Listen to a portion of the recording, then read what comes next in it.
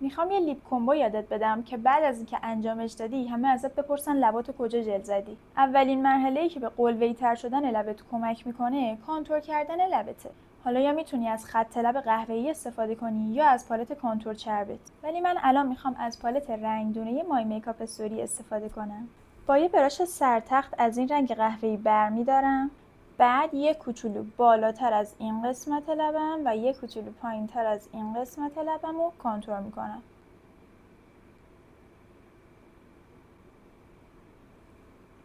اگر حس کردم خیلی روشنه میتونم از قهوه‌ای تیره ترم یه خورده برای این قسمت و این قسمت استفاده کنم، ولی برای جاهای دیگه اصلا نیاز نیست.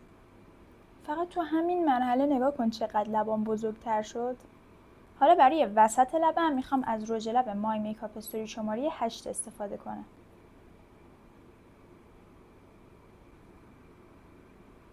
حالا باز برای اینکه به لبم بعد بدم میام یه خورده رنگ روشن برمیدارم به وسط لبم اضافه میکنم. ولی خب قطعاً چیزی که این لیپ کمبو رو تکمیل میکنه یه لیپ گلاس خفنه و انتخاب من لیپ گلاس شماره 12 مای میکاپ استوریه. به نظر من این ترکیب برای میکاپ های نود واقعا بی‌نظیره.